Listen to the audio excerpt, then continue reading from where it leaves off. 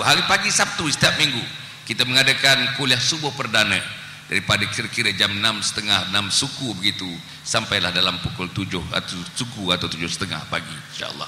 Pada masa yang sama tuan-tuan dan puan, insyaallah di Shah Alam ini dia punya pengkuliah-pengkuliah yang lepas daripada Datuk Ismail Kamus di pasar di pasar tani ke? Di pasar tani ke pasar apa? Pasar tani tuan-tuan dan puan ada kuliah khas di pasar tani itu. Datuk Ismail Kamus telah memulakannya beberapa kuliah di situ dan sambutannya sangat-sangat baik tuan-tuan dan puan. Dan sebab itu tuan-tuan yang pergi ke market, yang pergi ke pasar tani dan sebagainya di Shah Alam ini kita akan dapati kuliah di sana. Kuliah di masjid, kuliah di luar masjid, inilah suasana yang nak dibina tuan-tuan dan puan. Alhamdulillah dengan sambutan yang ditunjukkan pada malam ini, dengan sambutan yang ditunjukkan di kuliah-kuliah di tempat lain, sekarang ini satu suasana tuan-tuan. Di mana-mana tuan-tuan pergi, alhamdulillah, masjid semakin makmur dengan kuliah-kuliah. Ada masjid yang tak pernah buat kuliah subuh. 17 tahun dah masjid itu tak pernah ada kuliah subuh. Sekarang ni sudah mula ada kuliah subuh. Saya pergi ke Sungai Besar tuan-tuan dan puan, ke dalam di sana, tempat rancangan belia di sana dah memikirkan untuk mengadakan kuliah duha, bukan saja kuliah subuh. Mereka sudah memikirkan untuk mengadakan kuliah duha.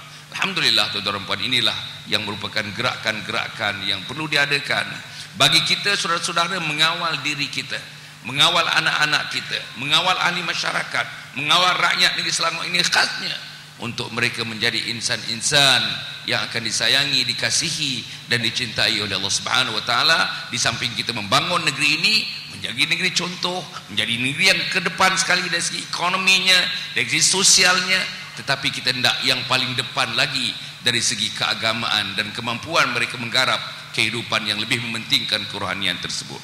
Tuan-tuan dan puan, insyaallah saya nak pergi kepada pusingan yang ketiga ini. Tuan-tuan dan puan, pergi kepada Datuk Hashim Yahya.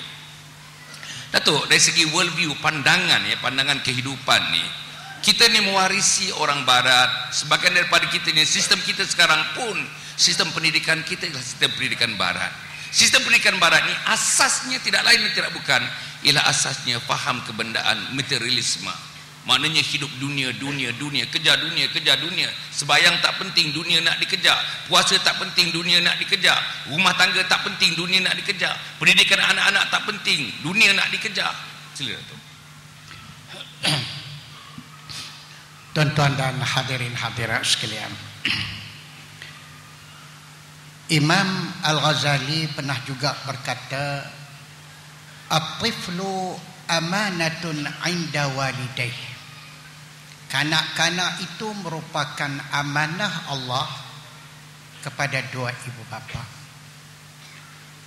Dan kita ibu bapa dipertanggungjawabkan untuk tarbiyah dan mendidik anak-anak kita. Dia akan melekat di dalam pikirannya, dalam hatinya. Sebab itu anak-anak semasa kecil dia bersih, tapi yang akan mencorakkan dia ialah ibu bapa yang paling bertanggungjawab. Baik itu Rasulullah meletakkan tanggungjawab ini kepada dua ibu bapa, ya. Dan kita dua ibu bapa tuan-tuan, amat malang kalau kita mempunyai anak-anak yang tidak dapat membantu untuk dunia kita dan akhirat kita. Sedangkan Rasulullah pernah bersabda, "Iza mata ibnu Adam inqata'a amaluh." Bila mati seseorang anak Adam, terputuslah amalannya, melainkan tiga perkara, ya, sedekahun jariyah, ilmun yuntafa' bih, wa waladun salih yad'u lah. Anak yang saleh yang mendoakan ibu bapa. Jadi anak-anak yang saleh, anak-anak yang beriman, yang menjadi mukmin yang sejati ini, aset yang paling berkesan, paling berharga kepada dua ibu bapa, sama ada semasa hidup mereka, apatah lagi semasa kita sudah meninggal dunia.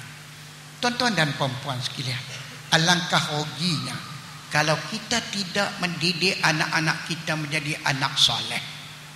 Bayangkan untuk membesarkan seorang anak sehingga dia dewasa, agaknya berapa gundi beras kita dah habis. berapa pikul gula kita dah habis, entah berapa ribu kita dah habis untuk nak membesar seorang anak, nak menyekolahkan dia, nak memberi dia ilmu. Tetapi kita tidak memberi ilmu didikan, tidak tarbiyah dia dengan Islam, dengan hukum hakam Allah, dengan syariat Allah, akhirnya dia tidak menjadi anak soleh. Bila tidak jadi anak soleh, kita rugi. Yang rugi ibu bapa. Khasirad dunya wal akhirah. Rugi dunia, rugi akhirat. Dunia kita habis berapa ribu untuk membesarkan dia.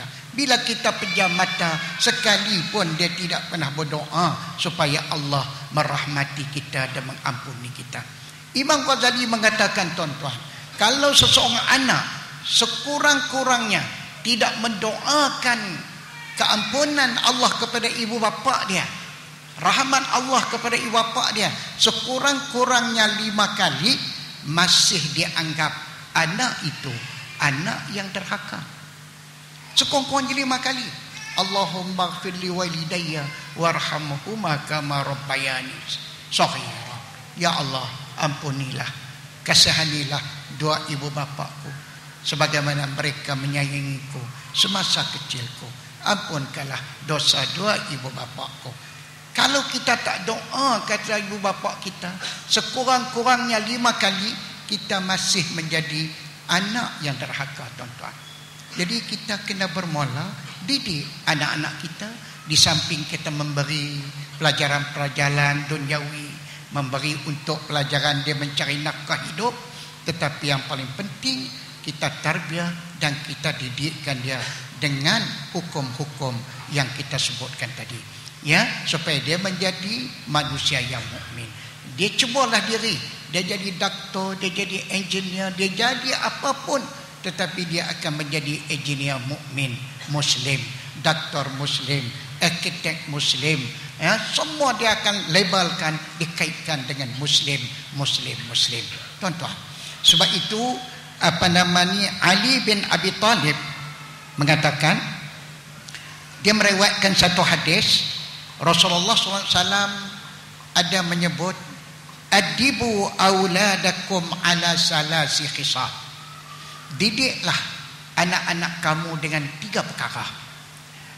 Hubbi nabiyyikum wa hubbi ali baitih wa tilawatil Quran. Kata Rasulullah, ajar anak-anak kita 3 perkara sebagai tarbiyah asas. Yang pertama, didik mereka mencintai Rasul, kasih pada Rasul, kasih pada Allah, junjung perintah Rasul, junjung perintah Allah. Yang kedua, wa hubbi ali baiti. Kita didik juga anak-anak kita supaya mencintai, kasih kepada keluarga Rasulullah, perintah Allah. Yang kedua, wa hubbi ali baiti. Kita didik juga anak-anak kita supaya mencintai, kasih kepada keluarga Rasulullah. Baca sirah-sirah keluarga Rasulullah, kerana mereka menjadi contoh yang sangat baik dalam menjadi seorang mukmin yang sejati. Dan yang ketiga, kata Rasulullah, wa tilawatul Quran. Jangan lupa mendidik anak-anak kamu dengan membaca Al-Quran, tafsir Al-Quran, makna Al-Quran, dan galakkan mereka menghayati kandungan Al-Quran itu. Ini asas-asas pendidikan yang disebut oleh Rasulullah SAW. Dalam sepotong hadis lain pula, Rasulullah katakan, wa muru auladakum bintisalil awamir wajtinabin nawahi. Suruhlah, didiklah anak-anak kamu menjunjung perintah Allah dan menjauhkan larangan Allah. Kerana kata Rasulullah, fazalika wiqayatul lahum walakum minan nar.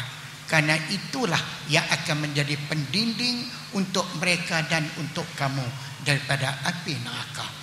Tuan-tuan dan puan-puan sekalian, cukup rugi, tuan-tuan, kalau kita tidak dapat mendidik anak-anak menjadi anak-anak yang soleh, anak-anak yang menjadi besar nanti sebagai mukmin yang sejati. Jadi kita tak boleh lari.